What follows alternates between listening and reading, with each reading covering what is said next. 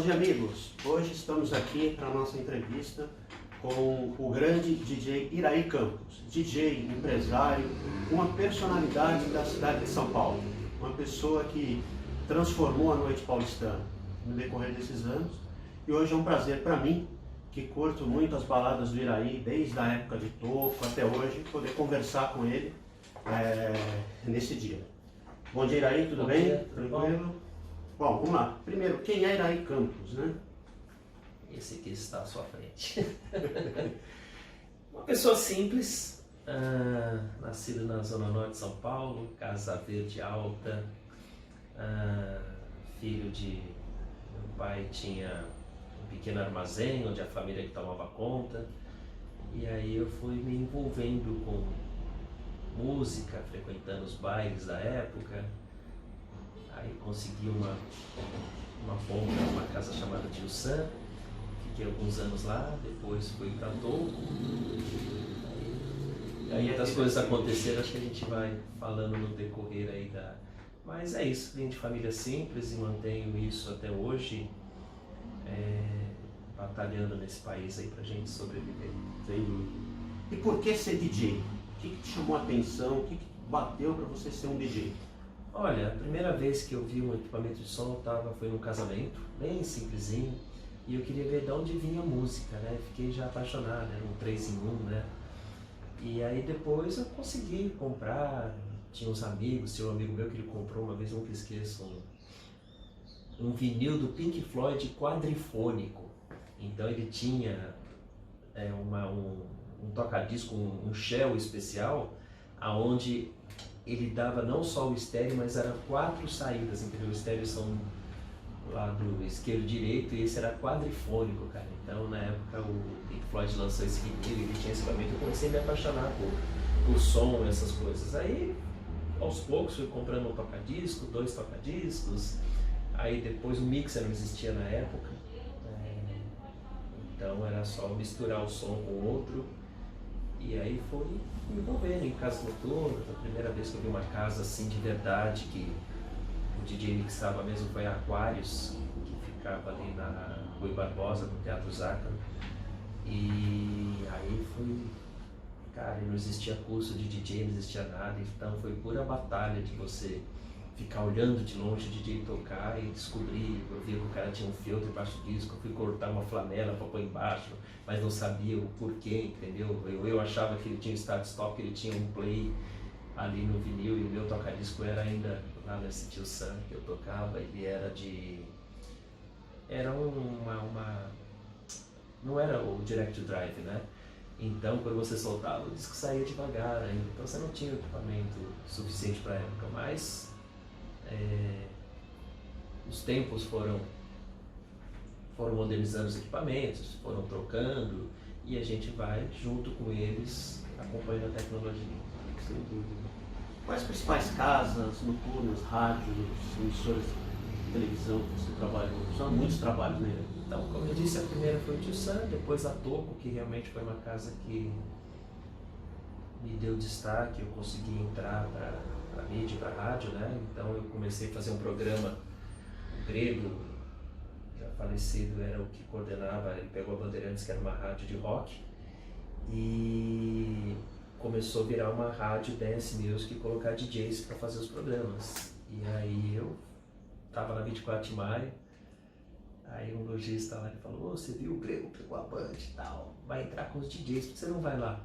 Falei, cara, é mesmo, peguei meu fusquinha, fui procurar onde era Bandeirantes, no Morumbi, sem endereço, sem nada, até que eu achei, cheguei lá, e aí, tudo bem? Me receberam, né, tal, e aí? Não, queria ver se dá pra fazer o programa. Não dá não, mas aqui só vai entrar DJ que a gente já toca em casa famosa. Qual casa você tá tocando? Na Toco. Ele falou, que dia você quer fazer? Isso é bem importante. Eu nunca esqueço isso, porque eu não tinha realmente. Aí quando eu falei que eu tocava na Toco, é tudo que ele queria, né? E aí eu escolhi a sexta-feira, e aí foi um comercial com César Filho. O programa chamava Meia Hora Pra Você Gravar. Então era o DJ mixando ao vivo, 30 minutos. E minha estreia na rádio, eu nunca esqueço também o Greguinho, que era irmão do Grego, bem, está vendo aqui, ó, 96.1, aquele digital em vermelho, aquele receiver panel. Quando o locutor anunciar, a rádio está na sua mão. Tudo é você que vai dominar. Mas fica calmo, viu? Depois dessa, você acha? Depois dessa pressão. Tá tremendo, cara. Imagina, um cara tão novo, assim, inexperiente ainda, entrar em rádio, o cara me falar tudo aquilo antes de entrar no ar, um terror que eu não tava. Mas deu certo. Era bom que a Toco tinha sempre prioridade com os lançamentos, tudo. Então tudo que eu tocava, o programa Audiência fez um boom, assim. E aí, com o sucesso da Band, o dono da Toco, William Proof, me levou na Jovem Pan, me apresentou para o Tutinha, que é o dono da Jovem Pan. Ó, esse aqui é o meu DJ, faz umas montagens, etc e tal. Falei, vamos fazer uma experiência então. Aí comecei a fazer umas montagens, tal, umas coisas lá, ele adorou. Aí comecei a fazer um programa na Pan, aí ele queria que eu saísse da Band. Aí o dono da Toco falou, não, vai o programa da Toco, aquele é o Iraí. Ah, tá bom. Aí ficou, como que você chama? Seu nome? Iraí Campos de Siqueira. Então aqui você vai ser Iraí Campos, que na Band era Iraí da Toco. E aí comecei a fazer o programa nas duas rádios ao mesmo tempo. Na Band e na Jovem Pan eram gravados, mas entrava exatamente nas sextas às 10 da noite. Então, um dia o coordenador da Rádio Cidade, falou, Iraí, você me aperta dos dois lados, eu ouço na Pan Iraí Campos, põe na Band Iraí Campos. A Band estava em terceiro, a Cidade em segundo e a Pan em primeiro, né? Não, a Pan acho que era segunda, primeiro, enfim, não lembro, muito tempo já, anos 80. E aí quando a Band veio subindo, encostou, o Tutinha falou, querido, você escolhe aqui ou lá. Aí a Jovem Pan era assim, o sonho de qualquer radialista era trabalhar na Pan na época, era de Globo das rádios, enfim, até hoje, né? Mas, e aí da Jovem Pan cresceu bastante o meu nome. Depois eu saí da Pan, voltei pra Band, aí eu fiz a Pool FM, foi Jovem Pan, Pool FM, voltei pra Band. Eu lembro que uma época aí que eu falei com o Carlinhos da BMG Areola, que ele falou, vamos lançar um disco meu, Iraí Campos, tá? Vamos ver um título, vamos pensar, não sei lá, ficou Iraí Campos, o som das pistas. E aí montei o repertório, o disco saiu e foi um estouro logo de cara. Esse disco vendeu 40 mil cópias na época, quando o Lulu Santos vendia 15 mil. Para você ter um comparativo em vendas, para o primeiro lançamento, sim, foi um super sucesso na gravadora. A gente lançou acho que mais de 10 volumes.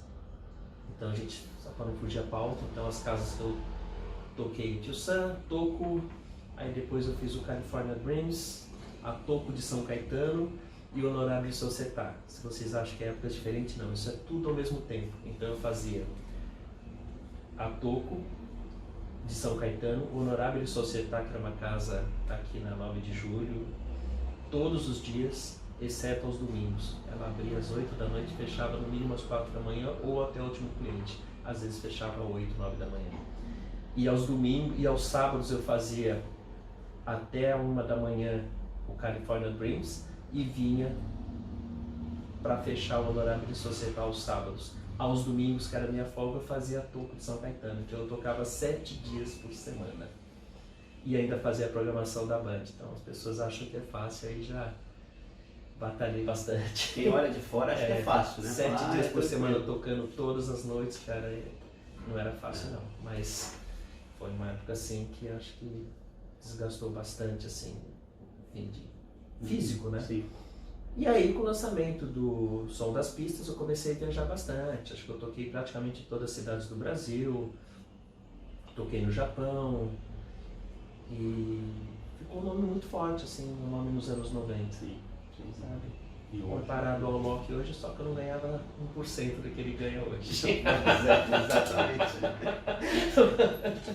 É igual o Pelé na época, não ganhava pouco. Exatamente, a mesma comparativa. Você pegar quanto ganha o Emerson Fittipaldi, quanto ganha o Lewis Hamilton hoje, quanto ganhou entendeu? Então é outra coisa. Hoje a gente fala um pouco de Alok, acho que ele cobra o que cobra porque o contratante só ninguém paga isso porque acha ele bonitinho, porque ele dá resultado. Sim. Então se ele dá bilheteria, hoje antes eu tocava em casa noturna, hoje ele toca em festivais, em estádio. Então o volume hoje do DJ coisa que na minha época o DJ não tinha destaque nenhum, não existia cabine do DJ. Tinha DJs que tocavam, o meu era uma janelinha, sabe? Tinha casas, discotecas, acho que é tempo do Keller, não sei dizer, mas tinha cabine assim que o DJ nem aparecia muito dos anos 70 para 80, entendeu? Era muito, toca lá no cantinho, lá e toca a música, tudo bem, cara, tinha DJs que nem enxergava a pista. E aí chegar onde chegou, nesses números, tanto de DJs internacionais, se tornou realmente um artista, e hoje o cabine de DJ é um palco. A atração principal. E de todos os trabalhos que você fez, que foram vários, né? Dá pra se pegar conta. Remixes e tudo mais, Kid Abelha, Madonna. Quais aqueles que mais te marcaram, assim? Se é que teve alguns que mais marcaram pra você? O primeiro, assim, na verdade, o remix surgiu, a gente começou a fazer muito remix na Pua FM. Mas a gente fazia com o próprio original. Então ficava só fazendo repetições, porque você não tinha um master, você não podia cortar a voz, aumentar um instrumento. Então a gente fazia só com repetições. Esses remixes começaram a dar resultado. E aí na época a Sony Music, a CBS, Sony foi depois, procurou o Grego, que queria fazer um remix com a gente, do Louras Geladas, que era um grupo novo na época, e que queria experimentar com remix, porque o original tiro pra rádio não estava tocando. Aí o Grego chamou eu e o Julinho Mazei. Foram feito a 3 mãos. Eu, o Grego, o Julinho Mazei, a gente foi pro estúdio Transamérica e ficamos lá editando. Teve a versão dub, versão extended, e aí a música entrou na rádio e bom. Hoje até o Paulo Ricardo em entrevista diz que o primeiro sucesso do RPM Louras Geladas só tocou em rádio por causa do remix. Isso é reconhecido pelo próprio artista. E aí explodiu o remix, todas as gravadoras queriam fazer. A Sony entrou com um projeto, chamava, acho que Dance Mix, que começou a remixar várias coisas. Aí teve Guilherme Arantes, teve Tóquio, enfim, muitos artistas que tinham muito pop rock na época. E aí a Sony chamou todos os DJs para fechar um contrato aonde queria a exclusividade que a gente só pudesse fazer remix para ele. Aí tava eu, Julinho Mazei, Silvio Miller, Ricardo Guedes, Grego, enfim, todos os DJs que faziam remix naquela época. E eu era o mais novinho, mas acho que eu já tinha um tino comercial, porque eu falei, gente, não vamos assinar isso. Porque a gente fica preso a só os artistas de uma gravadora, a gente não tem que ter exclusividade. Não, mas não sei o que vamos ter um álbum, vai fazer tal coisa, a gente fez uma reunião lá na CBS e eu falei, não, eu não vou assinar, eu não quero ficar exclusivo. E aí todo mundo ficou muito puto comigo, enfim. Os DJs assinaram e eu acabei ficando sozinho. E aí o que aconteceu? Todos os DJs ficaram presos à CBS e eu sozinho fiquei livre para Warner, para BMG, para Continental. E aí ficou tudo na minha mão. Eu nem imaginei que isso fosse acontecer, EMI. Aí eu fui começar a fazer, cara. Acho que um remix assim, voltando à sua pergunta, que mais me marcou foi assim uma experiência incrível, foi Kid Abelha, Lágrimas e Chuva. Eu fui no Rio, estúdio Nas Nuvens, junto com o Liminha, que era até hoje para mim um dos maiores produtores do Brasil. E aí ele falou, vamos fazer um remix, mas vamos pôr uns adicionais. Aí chamou, cara, esse dia para mim é inesquecível. Tava a Paula Toller, Herbert Viana, que ela namorava com ele na época. Chegou Gilberto Gil, Chico Buarque. Eu joguei ping-pong com o Chico Buarque, sabe? Uma coisa assim, o estúdio era um clima, fazia um almoço e tal, mesa de ping-pong, estúdio, era um estúdio nas nuvens e já ficava lá no alto, quase nas nuvens mesmo. E aí o Liminha, a Paula Toller colocou mais um canal de voz e ele fez uns baixos com teclado e tal, aí colhi tudo aquilo, vim para São Paulo e editando, o remix ficou assim algo fenomenal. Ela entrou em rádio também com todo, porque foi o primeiro remix com adicionais que o artista teve uma voz diferente, foi pro estúdio com músicos, porque o Louras Geladas a gente usou só os originais sem nada diferente. Aí eu queria mais ainda, eu falei, quero ser o primeiro a fazer um remix fora do Brasil. Aí eu peguei a fita do Titãs o quê? Botei embaixo do braço, fui para os Estados Unidos. Tu tá aqui, eu tinha um estúdio lá. Falei, preciso de um cara fazer um rap. Mas rap assim não. Pegou um cara lá no corredor. Que música é essa? Que não, é o que não pode ser. Ah, que porcaria é essa? O cara saiu falando a mesma coisa, tirando sarro, bicho. O remix, assim, eu editei, mixei ele lá, tinha uma pessoa vindo, e a Warner aqui cobrando, queria tocar. Aí tinha uma pessoa vindo, trouxe a fita em mãos. E eu falei, tudo bem, já entregou. Quando eu cheguei, uma semana depois, desci no aeroporto de Guarulhos e eu tava no Free Shop, aí e com vocês, uma música que tá estourada aqui na Jovem Pan, Titãs, o que? Remix de Ira e Campos e tudo tá aqui. Eu falei, cara, assim, nunca esqueço, no Free Shop, no rádio ligado, já tocando a música. E eu não fazia ideia, né? Porque não tinha celular, não tinha internet, essa rapidez, você ter essa informação. E não tinha contato. Tá nos Estados Unidos, querido, morreu, não tem como você falar com ninguém lá, só se conseguir falar no hotel à noite. E eu fiquei muito emocionado de ter visto a rapidez com que isso foi. E aí, muitos remixes vieram e contatos com artistas, produções, enfim. Foi mais ou menos essa a história. Acho que um muito marcante também que muitas pessoas lembram e comentam é o medley da Madonna, que eu fiz junto com o Ricardo Guedes, que ganhou todas as rádios do Brasil, talvez tenha tocado até fora, e foi feito através do áudio de um show dela. Então, como tinha aquele aplauso e tudo no mesmo equalização, ele ficou muito bem feito. Eu acho que até hoje a gente não faria melhor. Então, ele tocou em rádio, tocou em pista, e a hora que tinha 7 minutos e pouco. E como surgiu o sonho de History, né? Como foi essa transição? Olha, eu acredito que a maioria dos DJs, como você toca numa casa noturna, o sonho é ser proprietário de uma casa noturna. Eu toquei em muitas casas pelo Brasil, como eu disse, e teve uma época que entrou uma música muito eletrônica, muito pesada, e eu dei uma diminuída em tocar, porque assim, não combina comigo isso, entendeu? Quando entrou o técnico e tal, eu dei um tempinho na minha carreira.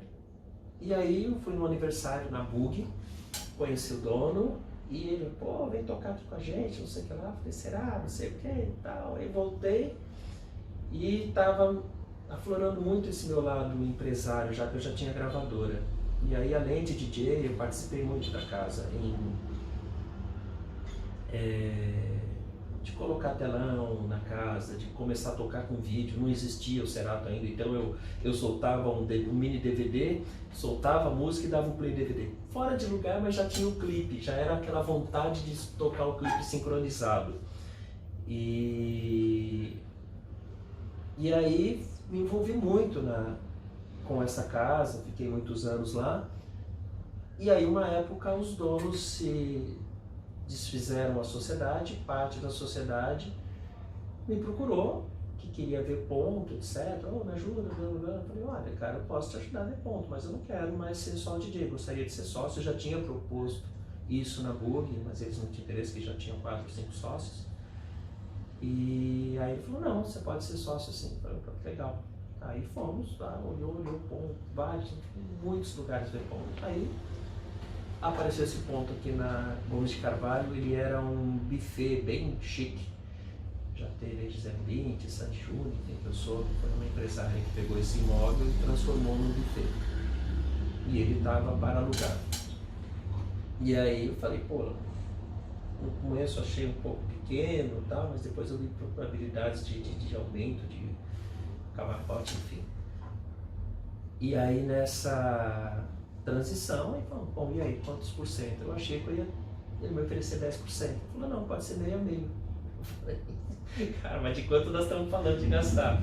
Aí foi, cara, legal que eu tinha, refinanciar carro, pegar dinheiro emprestado e tudo para entrar. E no decorrer da construção da casa, essa pessoa que era o sócio que estava, resolveu sair e falou, se você pagar o que eu pus até agora, fica só para você. Aí eu fui em busca de amigos que me ajudaram a conseguir mais a parte emprestada. paguei a parte do sócio e consegui levar a casa até a inauguração. A nossa inauguração foi um super sucesso, mais de 50 pessoas, ou seja, um fracasso total. O começo da Derrice foi muito difícil.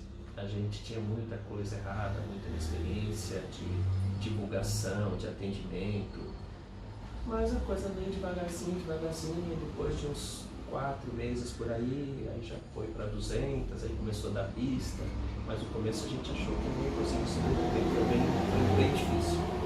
Então foi uma casa que veio crescendo aos poucos, foi uma casa que ela não veio com um reflexo de uma casa do passado, porque as casas que a gente fala do passado, elas tocavam músicas atuais. A Derrice já foi montada já com essa intenção de ser uma casa de recordar o passado, tanto que a gente colocou as mesas gênios, as performances, enfim, a gente veio inovando e sempre está mudando, sempre atualizando. Então essa foi mais ou menos essa a construção e idealização da Derrice. E como que veio depois a ideia das outras casas? Le Rêve, TH Hall? Então, a Le Rêve, a Derrice já estava um super sucesso. Eu nunca tive ideia de ter mais uma casa em São Paulo. Lá onde a Le Rêve ela chamava The Society, eram os mesmos donos da The Week, ele resolveu diminuir o seu... Ele achou uma casa que concorria com a outra, aí fez uma proposta bastante viável e eu resolvi apostar. E a gente fez a Le Rêve uma casa um pouco mais moderna. A Derrice a gente toca disco, 80, 90, pop rock, lá a gente faz uma coisa 90, 2000 e atuais. E é uma casa assim fenomenal. Acho que a Derrice ele tem o seu glamour por toda essa parte de recordar, e a Le Rêve é uma casa extremamente luxuosa, entendeu? Apesar de estar na Augusta, às vezes a pessoa, cara, parece um palácio, tem um meio, entendeu? Mas ela é uma casa realmente glamurosa. O espaço TH, a ideia inicial não era ter mais um na casa, e sim ampliar a Derrice. Era pra gente quebrar tudo e fazer o dobro da casa. Mas aí depois eu pensei, de repente um dia de semana, uma quinta-feira, se você abre e tem 400, 500 pessoas com uma casa que cabe 2.000, vai ficar complicado. Eu acho que eu acabei acertando, então eu resolvi transformar num espaço de eventos e também pode ser balada. Ela está preparada para um sistema, com gerador, pode ser fazer desde um casamento a uma balada de música eletrônica, tudo isso a gente já fez. Então ela se tornou um espaço de eventos anexo à Derrice. Ótimo. E assim, bom, quem frequenta suas casas percebe diversos diferenciais. Entre eles é o atendimento. Então você tem um atendimento diferenciado desde a sua entrada lá dentro, segurança. Inclusive hoje vindo para cá eu peguei um taxista que o ponto dele é aqui na Derrice. E ele falou, não, a gente entregou documentação para o Iraí, a gente conhece, a gente pega o pessoal, falou, inclusive a gente só prefere trabalhar aqui. Porque às vezes a gente pega um cliente da Derrice, ele leva para casa, quando volta às vezes tem uns barzinhos por aqui, o pessoal fazendo sinal, mas a gente não para porque a gente volta para lá, porque a gente sabe que é um público muito bom, a gente sempre foi bem atendido, o Iraí trata muito bem a gente. E quem olha você, Iraí, como eu já cansei de ver, você está no estacionamento, você está na portaria, você está no bar. É a pessoa que ele está em tudo quanto é canto, aí você olha e fala, olha, realmente é a pessoa que põe a mão, que vive aquilo, e aí você sente isso, um diferencial no atendimento muito grande. Como que é o processo seletivo, o treinamento, o que é o atendimento para você? Olha, em primeiro ponto, eu sou extremamente detalhista. O grande segredo é eu trato as pessoas da mesma forma que eu gostaria de ser tratado. Você gosta de ficar em fila? Então, para que você vai ficar segurando uma fila para achar que a casa está cheia e quando você entrar vai estar vazia? Fazer isso propositadamente e você criar uma fila. Você gosta de ficar na chuva? Então precisa ter uma cobertura. Você gosta que o cara do vale te demora para trazer seu carro? Então você tem que ter um número de pessoas. Você gosta de ver um garçom que não esteja tratando bem ou de qualquer jeito? Por exemplo, eu falo para os meus funcionários, trate como se fosse a sua família, como se fosse, por exemplo, vocês vão ter uma folga no trabalho domingo, aí você vai no parque, vai no restaurante, chega os caras, pois não, próximo, pô, que saco, hoje tinha que ir embora, não sei o que lá. Cara, se você escolheu trabalhar na noite, Ninguém foi na sua casa te obrigar a vir trabalhar. Então é o seu trabalho. A diferença é você trabalha aonde é o lazer do cliente. Então é isso que é o principal. Você está trabalhando com lazer. Se você está trabalhando numa construção, joga tijolo para cá, pedra, gritaria, tal, sei lá, é outro clima. Você tem que trabalhar num ambiente de lazer, mas que você tem que levar a sério o que você está fazendo. Não dá para você entrar no clima, entendeu? Então a gente trabalha seriamente, educadamente, e é isso que a gente veio trabalhando anos a anos. Quando uma pessoa não tem o perfil, a gente precisa afastar. Mas a gente trabalha isso muito em cima da nossa gerência, do atendimento e combina com o nosso público. A nossa faixa etária é 30, 35 acima na The History. E são pessoas de família, casais, etc. Um detalhe que eu não falei é quando foi montada a The History, qual que era o foco. É assim, foi nos anos 90, a gente era início de 2018, estourou as baladas na Vila Olímpia. E aí eu acho que tinha aqui mais de 50, 60 casas, cara. Cada esquina era 4, 5, era uma atrás da outra, assim, você não conseguia nem chegar aqui, que aqui virou um shopping de casa noturna. E com a concorrência e a ganância, as casas noturnas resolveram começar a abrir, começaram a entrar menor, com documento falsificado, tipo assim, queria só volume, volume, volume. E isso afastou os mais adultos. Então tudo era música eletrônica e só tinha menor de idade a rodo, entendeu? Então, o que que fez? Uma vez eu estava num jantar, 2, 3 casais, cara, pô, eu queria tanto sair para dançar, mas não tem onde ir. E isso ficou muito marcado para mim, que esse público queria ir para algum lugar legal e não tinha onde ir. Essa é a opção hoje principal da The History e da Lerreg, as pessoas terem um lugar onde não tem menor, não tem garotada e onde você pode dançar esquisito ou pode dançar no ritmo que ninguém vai te discriminar. E outro grande diferencial que a gente olha nas suas casas, Iraís, é a inovação. Você tem um poder de inovação enorme. Então, você vem na The History, você passa um tempo, você vai na Lerreg, e você sempre tem algo diferente. Eu viajo bastante. Eu acabei de voltar de Cancún. Las Vegas eu já fui umas 3 vezes. Casas em Tóquio. Então, sempre tem alguma coisa. Não é que você vai para copiar, você vai para se inspirar. Entendeu? Então, sempre tem uma inovação de luz, um tipo de sofá,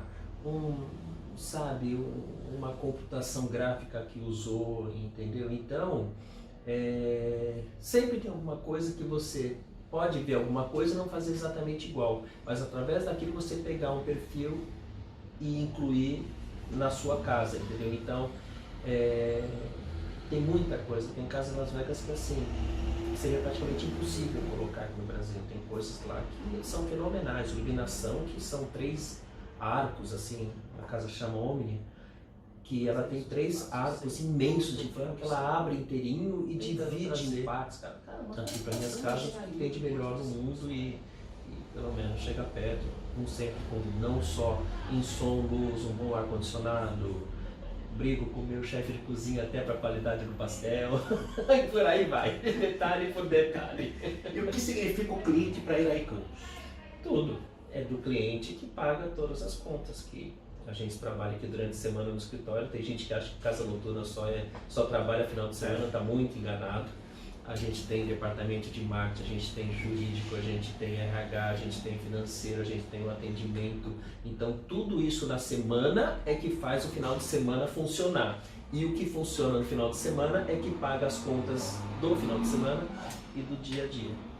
Então essa é a importância, é o cliente que movimenta tudo isso. Se o cliente deixar de ser importante, tudo acaba. É bem isso que você fala. As pessoas olham, vêm aqui à noite, vai em algum lugar e acham que só funciona ali, apaga tudo e cada um vai embora para sua casa e o resto da semana morre. Não é bem por aí. Nem a segunda eu tiro como folga, minha folga é só o domingo. Olha. Pois é assim, eu vejo muito a The History quando você fala a The History, a Lerreg, as suas empresas, com sonhos. Né? Muitos sonhos sobre você viaja no tempo. E eu, guardadas as devidas proporções, linko isso muito com a Disney. Que a Disney ela mexe com sonhos, ela mexe e eu vejo muito isso dentro de você, dentro das suas empresas. Você mexe muito nos bastidores para que o espetáculo saia de acordo já com teve algumas coisas que, como você falou, quando eu viajo, eu esqueci de citar a Disney. Da Disney eu tirei a ideia de um brinquedo que é o Muppet Show, que é onde no final ele assopra e cai as bolinhas de sabão. E aí eu falei, aí eu peguei, aí eu fui achar essa imagem dos Três Patetas, tá? Então na nossa abertura cai as bolinhas de sabão. Foi de um dos brinquedos que até hoje tem na Disney, ele é muito antigo e ele está sobrevivendo lá. Na última vez que eu estive lá, tiraram algumas coisas e mudaram, mas esse brinquedo continua lá, que é o Muppet Show. Teve uma outra coisa que eu vi nas entradas, tem a entrada Express, que a gente tem o nosso ingresso Express com um atendimento separado. Então, são algumas coisas que você vê e você adapta para a sua realidade. Né? Como que você enxerga o futuro dos DJs em casas noturnas? É difícil dizer como eu enxergo o futuro. Só você tá no filme De Volta ao Futuro que a gente não tem como prever, cara. Mas a coisa está cada vez muito eletrônica, mas antigamente as músicas eram produzidas todo em estúdio com bateria, guitarra, baixo, teclado, metais, e hoje a gente faz tudo no computador.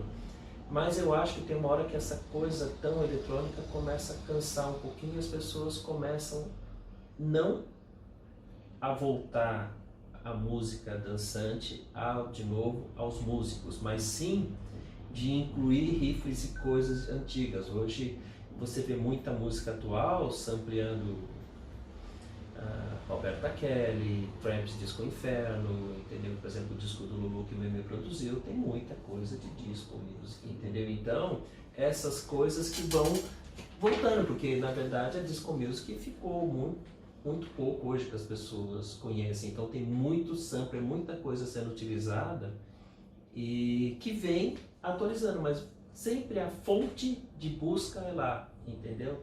Disco, James Brown, as batidas, Black, enfim, isso vão se tornando. Então eu acho que ao invés de se criar muita coisa nova daqui para frente, eu acho que cada vez mais a gente vai usar riffs e coisas de músicas do passado.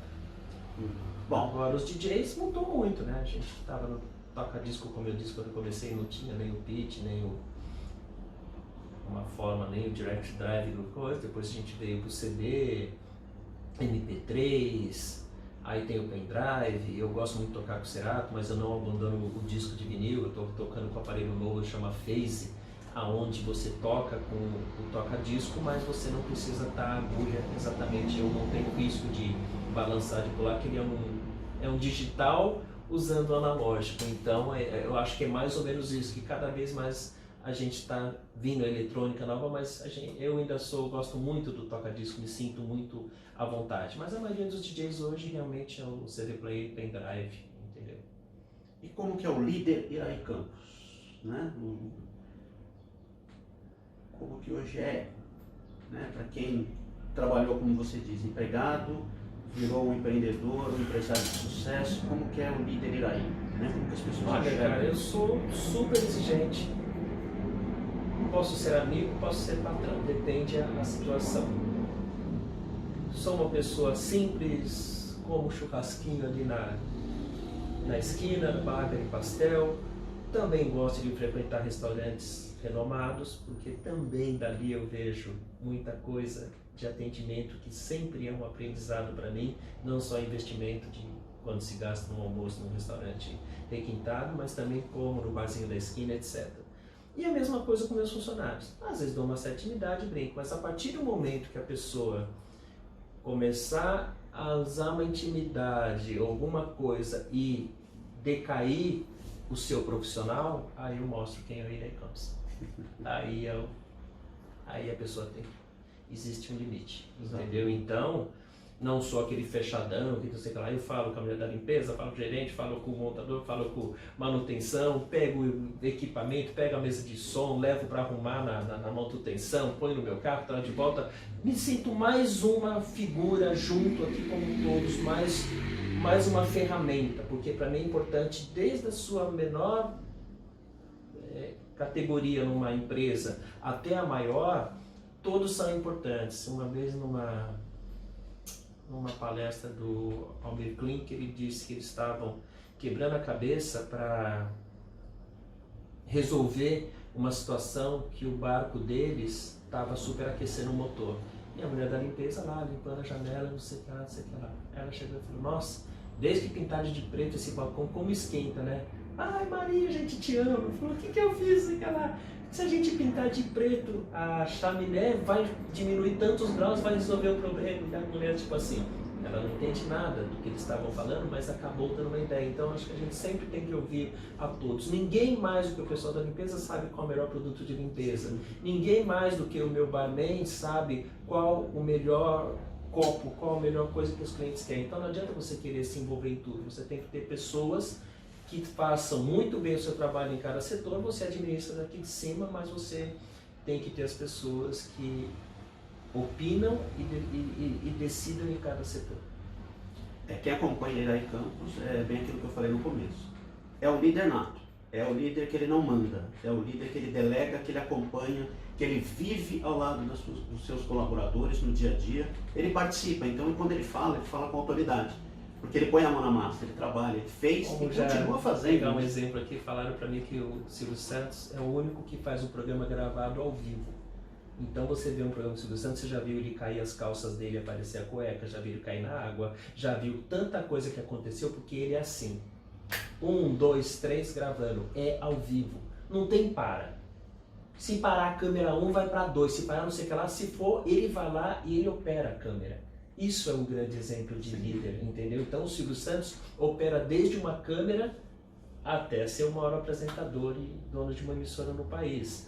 Um exemplo disso são as franquias do McDonald's, que para você ser um franqueador do McDonald's, você precisa fazer um curso nos Estados Unidos e trabalhar fritando hambúrguer numa das lojas, fazendo limpeza, você passa por todos os setores, seja você o maior milionário do Brasil ou não. Quem é o dono da loja, ele tem que passar por isso. E aí então ele vai saber que o hambúrguer não está no ponto, que aquilo está errado, porque ele fez.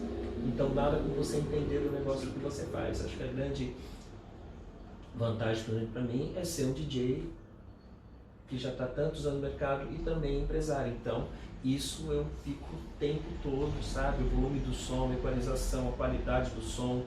E o tipo de música, e ficar o tempo todo usando a psicologia na noite. Pô, essa música vai bem, essa não dá. Às vezes eu digo, cara, não vai por aí, vai pra cá, entendeu? Então isso a gente sente, não dá pra explicar como.